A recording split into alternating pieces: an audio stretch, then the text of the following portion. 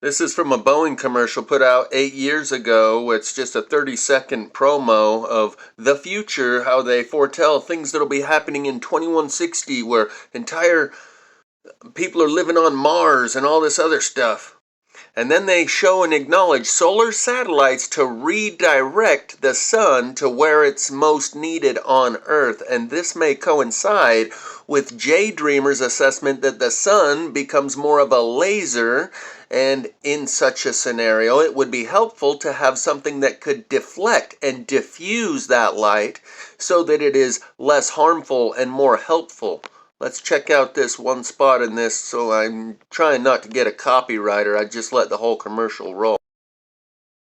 And solar satellites provide Earth with unlimited clean power. In less than a century, Boeing's and solar satellites provide Earth with unlimited clean power. In less than a century, Boeing took the world, and solar satellites provide Earth with unlimited clean power. In less than a century, Boeing took. So let's check out some screenshots from that one little spot. And what it seems to show is the sun light here hitting the solar satellite. They don't call it a solar simulator, they call it a solar satellite, and redirecting the rays down onto the Earth. Here you can see it once again. Their solar satellite comes into view, and recognize the shape of this hexagonal shape that's lit up right in the middle. There seems to be another one over here in the background. As they fade to the next, they transition to the next scene. Here's the one in the background over there. There's one right here. And then they light up the one on the left side closest to us. So in this frame you can see 3 of them. And this is the pattern that we've seen associated with what we call the solar simulator. It may actually just be what they're calling solar satellites to redirect that light that is now too focused and becomes more like a laser during. Looking at some links. So that solar satellite illustrated by Boeing is exactly the same shape and pattern as what Mr. MB3 is showing here. He's showing a picture that a guy sent him. Up in the upper left-hand side is where this image appears, but then he's blown it up for you on the right. My point is, it's exactly the same shape and pattern as what Boeing is showing us in that illustration of their solar satellites. And there is this axiom that the military or an arm of the military-industrial complex like Boeing doesn't show you. When they tell you we have plans, like to make an airborne aircraft carrier, which the Air Force came out and said they have plans to make an airborne aircraft carrier, they don't tell you about their plans. Once they tell you they have something planned, it's already been in existence for 30 to 50 years. They do not tell you their plans as they're in the research and development phase of it. So the point here is, what you're seeing actually in the sky is exactly the same shape and pattern as what Boeing is telling you is their plans for the year 2160. Hexagon appeared in the upper left-hand corner. He didn't notice this hexagon until many weeks after the fact. There was no direct sunlight involved in the photograph that could create maybe a lens ray or a glare. It was just a simple photograph, and this hexagon appeared in the sky. He sent it to me to look at. This is Mr. MBB333 that you're hearing, and he has covered the sun simulator, but he doesn't do it often. Just like he's covered the chemtrails, he's showing you exactly what they are, the nanoparticles to repel the radiation, but he doesn't hammer on and on about it. I kind of compared it to the sun simulator because it does have similarities, but we don't know for sure what we're dealing with here. It almost looks like there's 2. If you look at it real close, you can see an outline of one here to the left and one down here just off center a few degrees to the right. Whether it is 2 or not, I have no idea. But either way, it's kind of neat. Don't know what it is, but it does have an uncanny resemblance to the sun simulator. And Now, someone asked a very good question in the video that I produced yesterday, which was part 1 of this sun simulator series, and I figured I better throw in everything I got, because once you go full sun simulator, there's no coming back from that. you've just officially canceled all your subscriptions to your family and friend memberships when you go full sun simulator. So I figured I'd throw in the rest of the details and the ideas. Someone asked the question, why are we able to see sunspots? Mr. MB3 shows them all the time, the sunspots. And even people from the ground, and I said at first, well, maybe the satellite, the SOHO and the SDO are up there beside the sun simulator looking at the real sun. And then I remembered, oh yeah, people see this from the ground using a P900. They can zoom in on the sun and see the sunspots. I don't have the answers to those questions. There is enough evidence that proves something like a sun simulator, maybe a solar satellite that redirects the sun, is in effect, in use. I don't have all the answers to all the questions. That's a very good question. Maybe the reason you can still see what looks like sunspots when you zoom in with a P900 on what appears to be the sun in the sky is because it's a reflection and it's bouncing the light around, like bending it around like refraction or reflection using these solar satellites. So when you're looking at the reflection of the sun after it's been bounced around these eclipsing planets, you're still able to see the sunspots as if you're looking directly at the sun. This theory put out by the Final Days YouTube channel, who hasn't posted a video for over a year.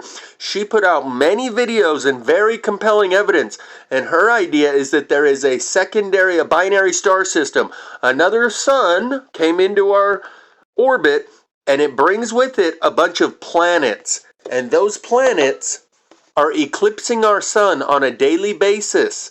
And that is what the reason for all of the glare technology and the refraction and reflection, so that we don't see these planets eclipsing the sun. We're going to watch 5 minutes here from a video she posted in February of 2022 where she explains some of this stuff and references the bell-shaped craft that's used as part of this system, which may be what we're looking at in those lens flares that I referred to in part 1 of this Sun Simulator video series. Welcome to the Final Days. Today is February 5th, 2022. The purpose of this channel is to show viewers that we are living in the very last days according to the Holy Bible. Most of these images you're about to see were just taken about 10 days ago. Our first video was captured by the southwest-facing FAA weather camera located in Minchumina, Alaska. There is a planet hidden in the atmospheric chemicals, more visible with contrast added to the image. An eclipse of this planet is getting ready to occur. Here we see the black beam emitted from the center of the manufactured light prior to the eclipse, as we've seen in many of these videos. Next, we see the colorful and odd-shaped reflections of the equipment used to hide the eclipse, which we've also seen in thousands of these images before. In the Bible's book of Luke, chapter 21, verse 25, Jesus tells us that we will see signs in the sky when the end is near. Last week, I obtained some good footage of the actual projector. Now, this is not a reflection, but the actual equipment. It is projecting a circular glare in the direction of the moon to hide an eclipse that's occurring at the moment these images were taken. In just a minute, we're going to see what was eclipsing the moon.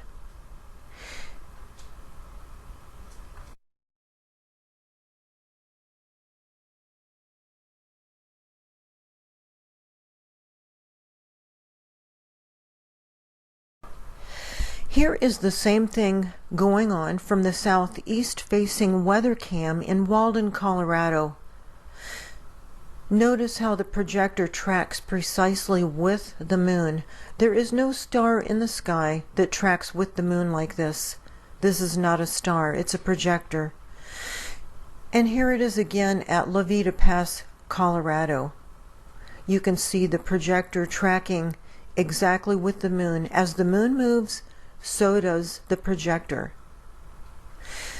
These images show us exactly what was eclipsing the moon, and we saw this last week also. We see the reflection of the bell-shaped projector. Now this is a reflection of the projector and not the actual equipment like we saw just a minute ago.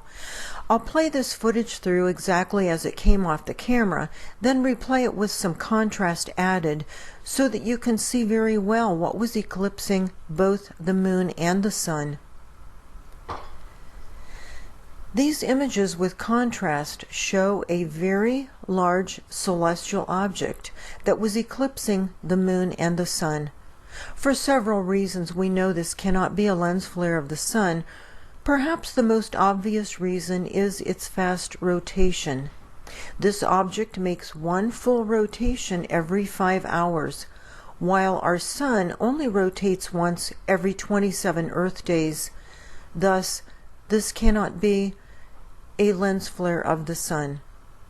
There are many of these objects in our sky right now, so I would imagine that our entire sky would have to be simulated in order to prevent the viewing of the many, many eclipses occurring during the day and night. By staying close to God, you can be counted worthy to escape the coming destruction brought by this approaching planetary system that's been very carefully hidden for many years. We are now seeing its resultant rise in earthquakes, volcanic activity, and extreme weather.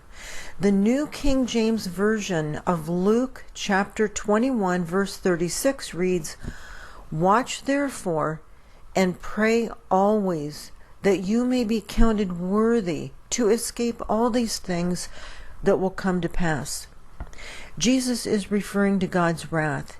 He is saying that those who are counted worthy will escape all of God's wrath. The Bible repeatedly promises that faithful followers of Christ are not appointed to God's wrath.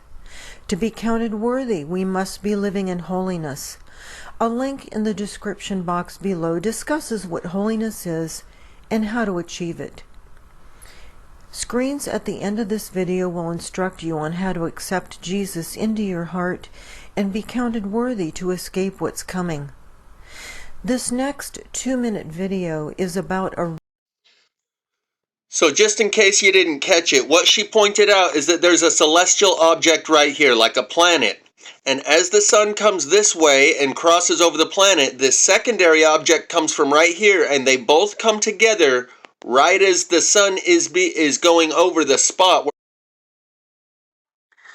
And that black beam every time goes from the sun simulator across the planet that's about to be eclipsed to the bell-shaped craft that's on its way to create the alignment to prevent the ability to be able to see the eclipse that's happening. Where this planet is. Center of the manufacture.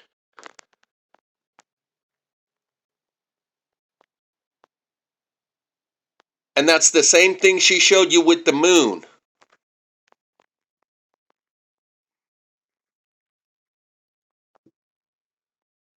And these two come together to bounce the sunlight around the planet in order that we don't view the eclipse from the ground. And as crazy as this all sounds, notice in the upper left it says Heber Valley. That's where I am right now. Me and my stepdad saw this with our naked eyes on our drive to work that morning. Before I ever saw this video that she made about it, we were on our way to work. He was driving, I was in the passenger, and we both noticed what the hell's with the moon. It looks like it's got a secondary silhouette offset by 10 degrees, like when you're looking at a 3D movie, the kind where you got to put the glasses on with the red and blue lens, and then the two silhouettes that are offset by 10 degrees come together to make a 3D image. That's what the moon looked like that morning. It was like a half, maybe a quarter moon, half moon, maybe 3/4, I don't remember exactly. But I did not take my eyes off the moon the entire drive all the way to work because it was so odd looking. Neither of us had ever seen anything like it before. And he's the kind of guy to throw a wet blanket on any conspiracy theories, but he could see it with his own eyes and was saying, yeah, what the hell's with the moon? On that very morning on our drive to work from Orem, Utah, up Provo Canyon to Heber, Utah, we saw this with our own eyes all the way to work. I didn't take my eyes off the moon because it was so obvious. There was something going on. And then later, like a day or two later, whenever she made this video, I watched it and then I made a video bearing my testimony of what we saw on the way to work and how it correlates with what she's showing here on this video about a moon projector. As bizarre as it sounds, I saw it and so did my stepdad.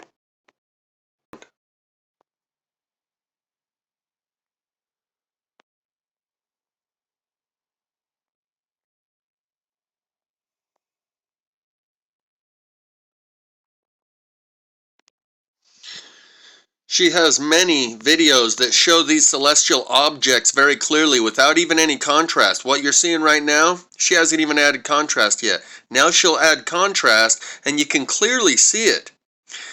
And people that say these are lens flares, that's fine. That's a coping mechanism that engages inevitably like a knee-jerk response reflex. There it is without any contrast added. And she has many of these videos where she shows you can see the craters on these things. And all of her videos are from like FAA weather cams.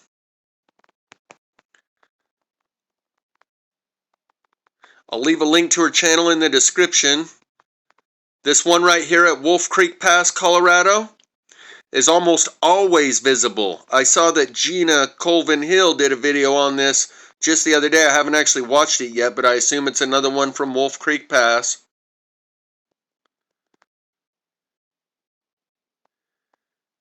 And this would explain why we would manufacture and utilize solar satellites to redirect the sun around these planets so that people don't see the eclipses happening and lose their minds.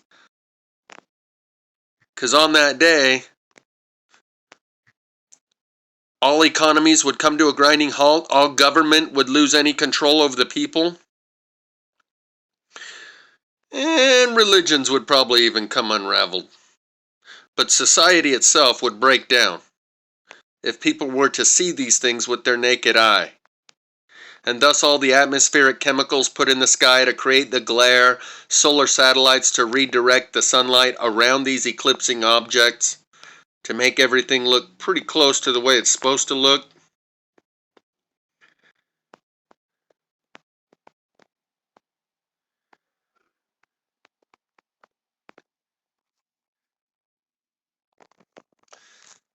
Here's the thumbnail Gina made just the other day, the planet-sized object Nibiru Planet X on the FAA weather cam in Colorado. And you can see right there in the center, she hasn't even added any contrast to that. That's just how it appears on the FAA weather cam without any contrast or any adjustments necessary.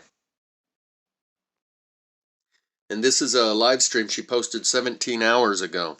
So there are people that are still aware of this, and for the most part, they're only aware of it because of Never Lose Truth lady. I think her name was Carol. She had cancer. She was battling some health issues. I don't live anymore. Correction. That was Final Days lady. Never Lose Truth is a different Carol.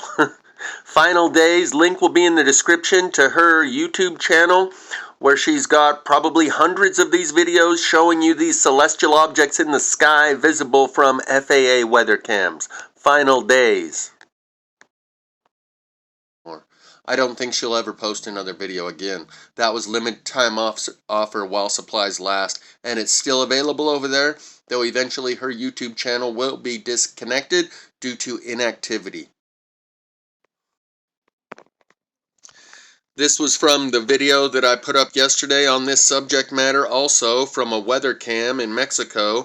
And this channel that I got it from, I included about 6 other videos that they've posted of this black dot in the center of the sun reflecting off of water. So it's not just a once here, once there. Maybe they fixed it. Maybe they fixed the solar satellites to where you can't see that black center in it anymore. But this alone is a body of evidence. I think we've reached a confluence of evidence. In a civil court, the threshold for a guilty verdict is a confluence of evidence. That's like 95%. In a criminal court, it's beyond reasonable doubt. That's like 99% certainty. I think we've reached the confluence of evidence. Seeing this reflection in the water proves that it's not an anomaly within the camera, ergo something in the sky has a black center in it, and a burning ball of gas 93 million miles away would not produce that. So this piece of evidence alone, despite the questions that we may have, like why can you still see sunspots when you zoom in on the sun, if it's just some artificial device? I don't have all the answers to all the questions, but there's enough evidence that it cannot be dismissed just because you can't answer a couple questions like why can we still see sunspots. That doesn't allow you to dismiss all of the other evidence that exists, like Boeing showing you solar satellites that reflect and redirect sunlight to where it's necessary.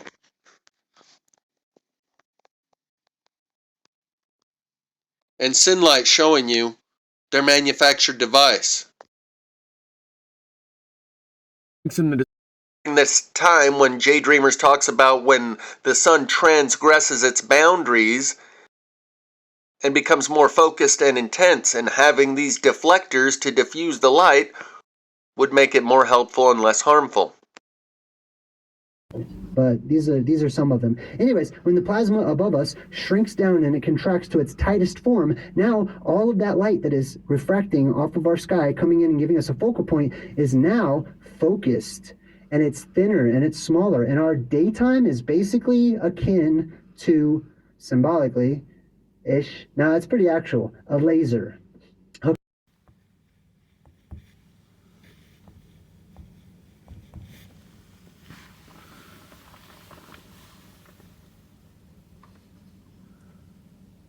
Hey, can we go on land?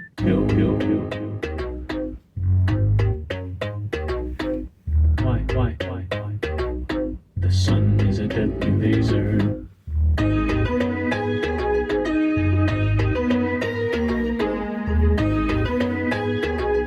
The sun is a deadly laser. The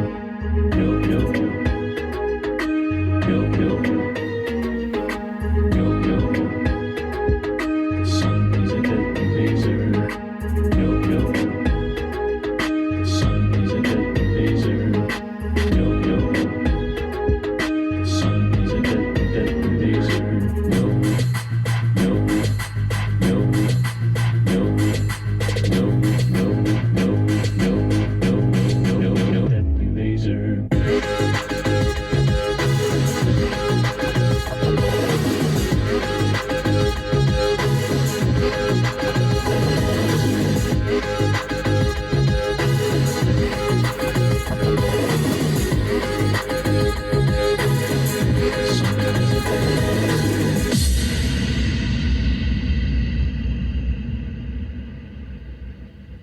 Not anymore as a blanket.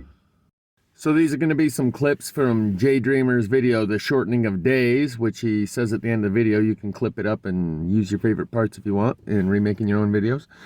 And I think what he might be explaining here is why Mr. MB3 is now making his own shadow videos with a little pole and showing you where the shadow goes. And then he's going to talk about the laser sun again. Has contracted before. Normally when it stops at its maximum contraction, the plasma around our sky, right? When it's at its maximum contraction, that's whenever the sun goes its furthest north, right? So up here in the northern hemisphere, we have summertime and stuff, right? That's why this happens during the summer solstice. The solstice is its furthest it can go north. What happens whenever it's about to go into flux every other cycle is it transgresses that boundary, that tropic, we call it, right? Both of the tropics are the boundaries for the sun, basically. When it goes past either of those tropics, that means the apocalypse is on the way. That's another omen that you can look for. Now, there's other omens that you're going to know before that. but these are some of them. Anyways, when the plasma above us shrinks down and it contracts to its tightest form, now all of that light that is refracting off of our sky, coming in and giving us a focal point, is now focused, and it's thinner and it's smaller, and our daytime is basically akin to, symbolically ish, now it's pretty actual, a laser.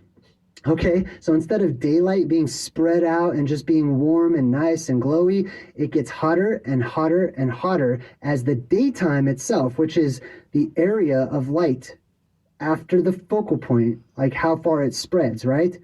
If above, as above, so below, if above, it shrinks down and it contracts as it's spinning, then below, the daytime shrinks down. It should be like that, right? So pretend this is daytime and it's like moving around. It shrinks down itself, giving us less daytime. In addition to that, it seems to me that the plasma speeds up right before the world pops, okay? So it goes faster and faster too.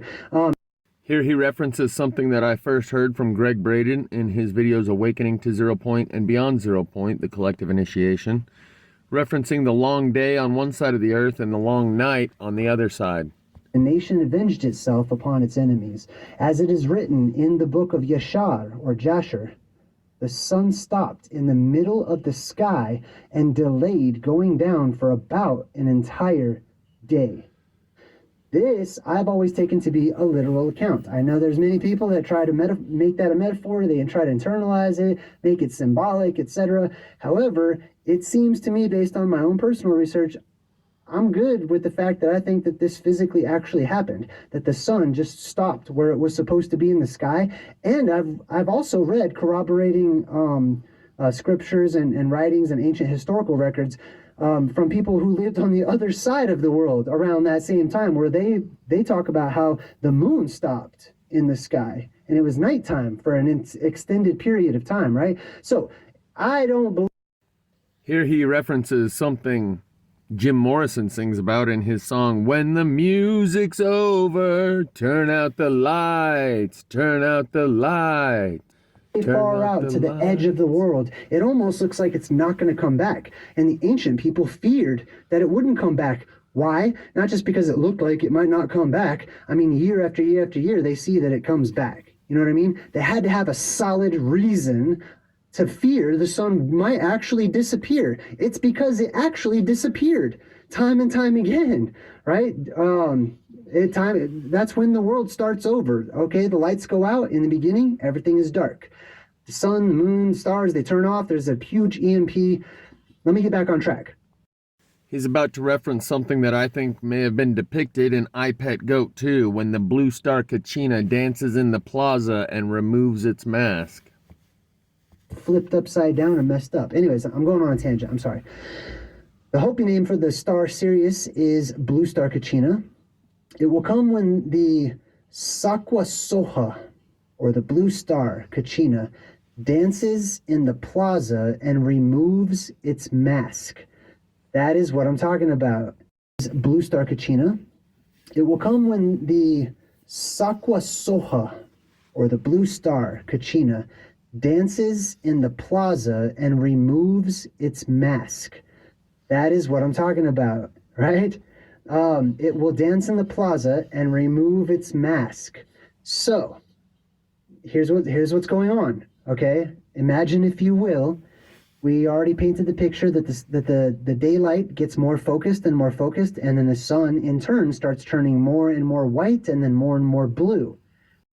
The movie Code 46 was set in a time and place where the sun was too hot for anyone to operate outside, so they engaged in business during the nighttime, and as soon as the sun rose, they went indoors.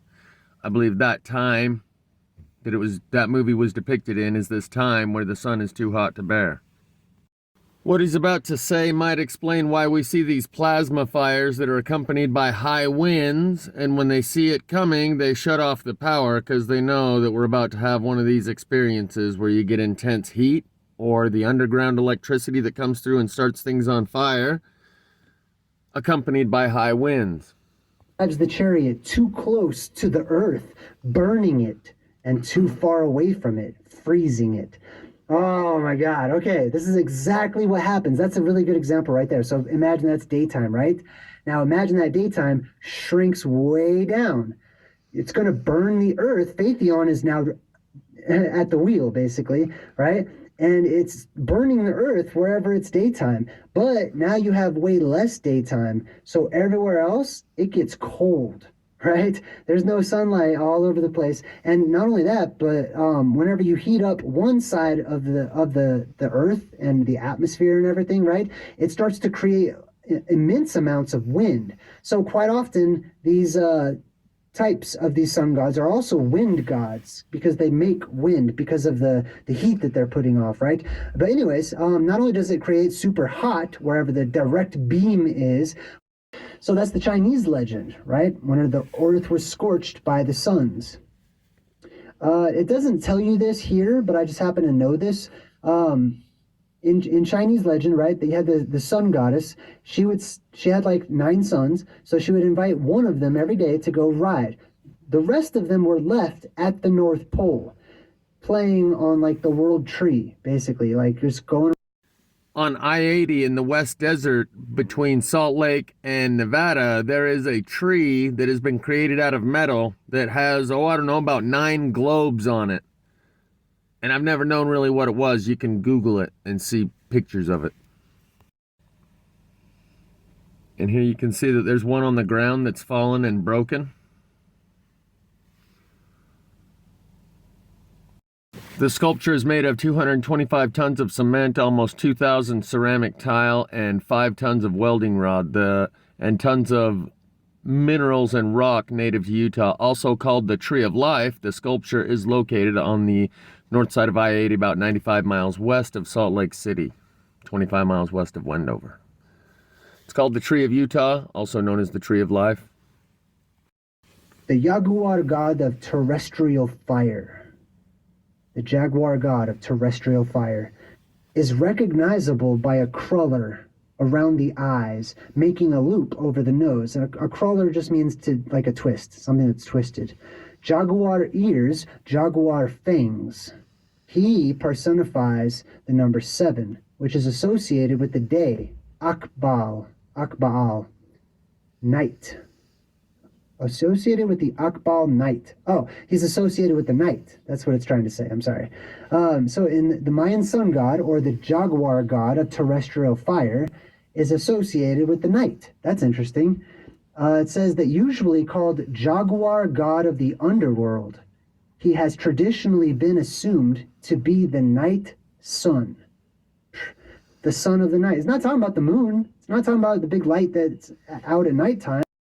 Recently, Mr. MB3 put out a video that shows a double-decker rainbow at night. Could be the UV sun, the black sun, this sun of the night.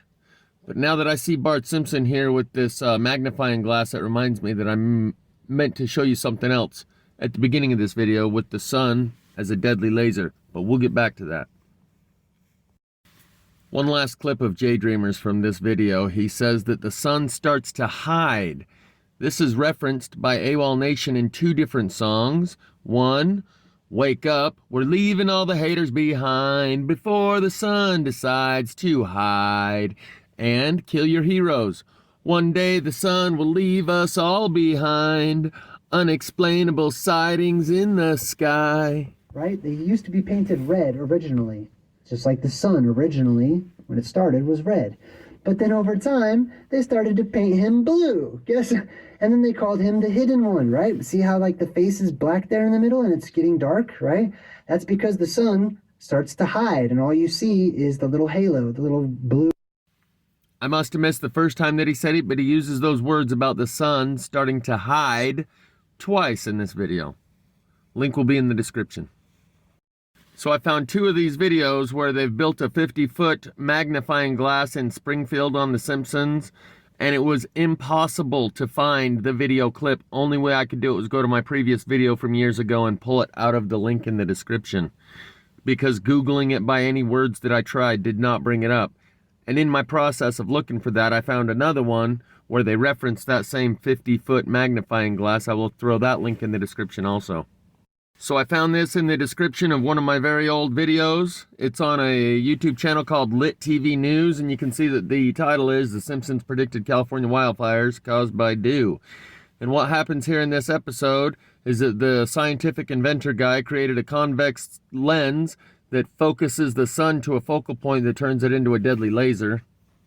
He says, "You fools, you've erected a massive concave reflective surface. It will focus the sun's beam into a deadly laser." That massive concave reflective surface might actually be referring to something more like the firmament or the dome. And then that deadly ray proceeds to destroy Springfield, and things go up in flames as this deadly ray passes over.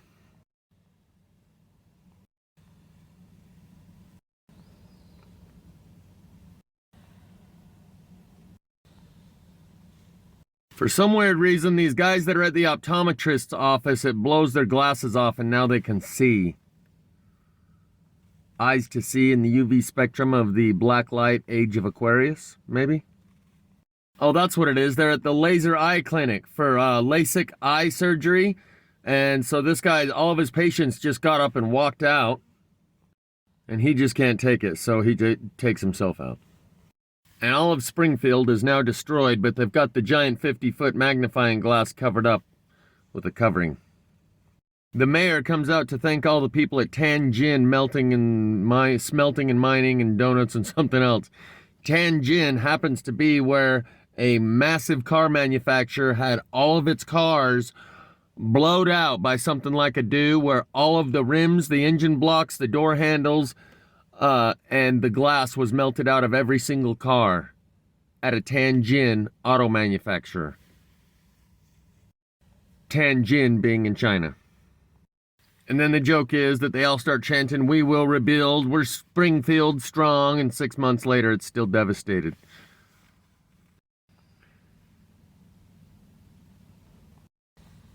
Everything's all melted and destroyed. Because the sun is a deadly laser.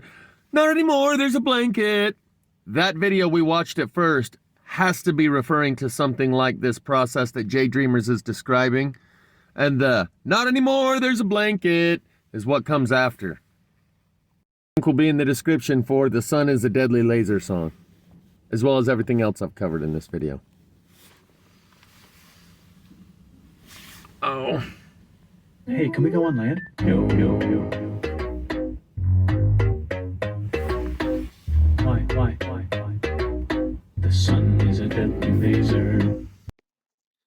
Just occurred to me that maybe that, "Hey, can we go on land?" Nope. Why? Because the sun's still a deadly laser. Might be what's being depicted in Imagine Dragons' music video, Whatever It Takes, where it starts out underwater and he shows you the mer people, the mer chicks coming up to help him. And it shows you the plasma fire happening up on land. So here they got to go underwater. And there's the mer chicks. And up on land, on the top side, on the surface, this is what's going on. This is why we can't go on the land, because the sun is a deadly laser. And everything's catching on fire. So we got to stay down here with the mer chicks. Huh? Maybe?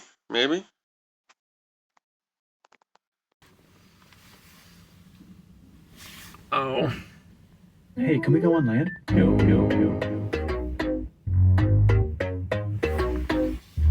Why? The sun is a deadly laser. Not anymore, there's a blanket. So that little video makes absolutely no sense without being put in the proper context of understanding what the hell it's talking about. But now I think we got a pretty good idea. I'm also going to throw some links in the description to this guy who has a total of 26 subscribers, but he goes out every morning, or however often, and he can see this, what he calls the sunrise companion. An extra orb up there in the sky, like the black sun, like that binary star system that we just saw in that last video where it was a red and blue spiraling circles.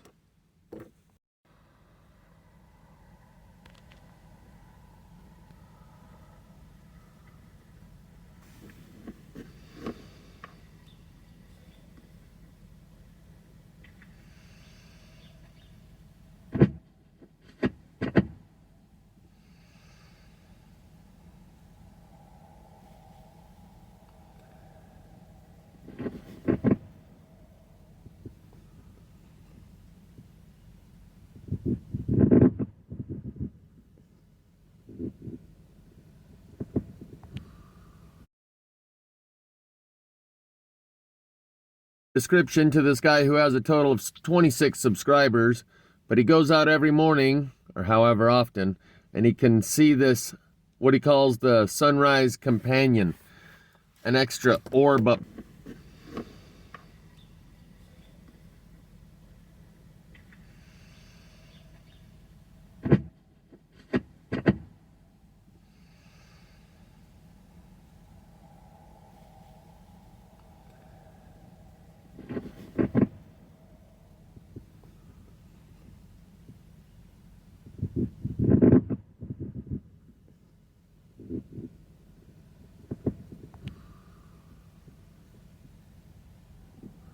He's about as good with the camera as I am, but you can still see what's right there by the sun.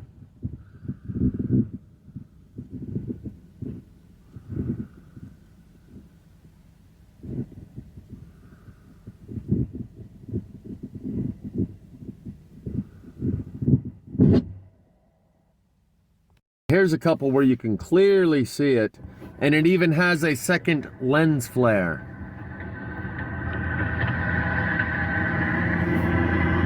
I'm going to point that out for you. Notice the lens flares down here. There's one here and one there. As these lens flares move around the screen when the camera moves, you can see that there's two light sources, and I have two of these videos to show you. I'll include them in the description. Notice there's two lens flares. So, two suns. Or Nibiru, or the Red Kachina, or the Destroyer, or whatever you want to call it. Prophecy's kind of my bag, so.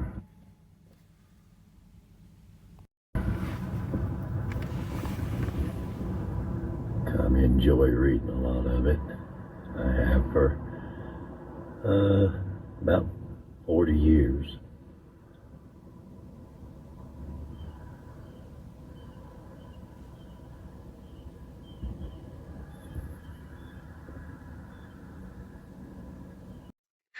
And you might think to yourself, well, if there were really two suns in the sky, people would notice. They don't notice the trees burning on the inside all around them. There's nothing you couldn't put past them without them not noticing.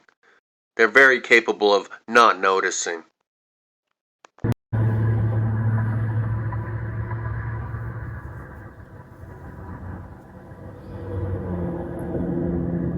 going to raise up and see if I can find anything else around it. Sometimes there's an orb over here, but if you look closely,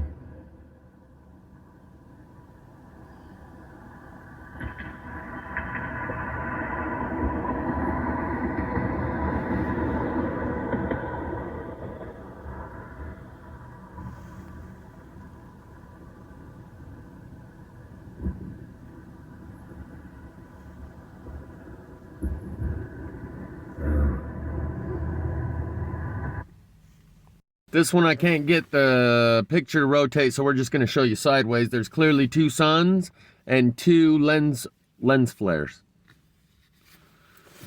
So here you can see an orb here and an orb here, and then the main ball of light over here. That might be the sun simulator, trying to blind us from being able to see what there is to see.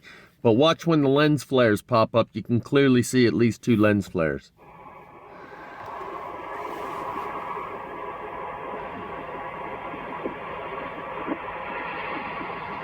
One, two.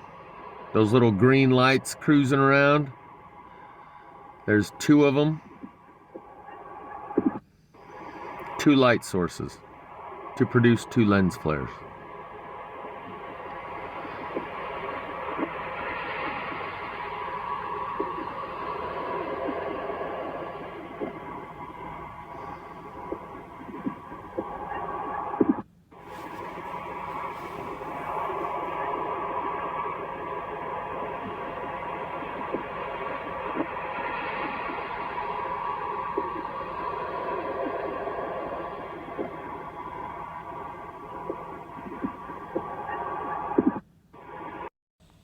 May the Space Force be with you. and even greater things than these. It will be very magical for you. For the majority of humans on Earth who could be considered not of the positive or of the negative polarity, but lukewarm, they will experience a period of what will feel ecstatic 0-point time, where you feel totally at one with the Creator, giving you an encouraging reminder and glimpse of who you really are.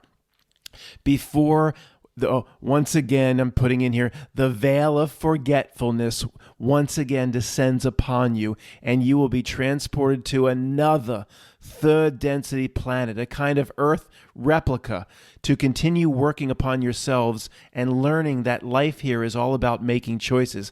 By the way, guys, this transported to the Earth replica thing, we're gonna come back and talk about that. I guarantee that resonates with you and me. There's something to that we need to focus on. Matt, that tree did take you. You on Earth replica right now. It's a degenerated form of the original. That is very possible because that's exactly what happened to reality. We'll come back to this. It goes on to say, for those of the lukewarm that were not in the positive polarity or the negative, it says, you will remain quarantined, incarnating in third density matter until the time of the next harvest, in which you will need to have proved yourself that you have learned how to be more positive beings, focused more upon being of service to others, rather than seeking only to serve yourself. When you can do this and the next harvest comes, you will have earned the right to join us. Oh, thanks a lot. And enjoy your inheritance as, as a member of the galactic community. And you will sit with us as brothers and sisters, it says here, as one. We're going to be one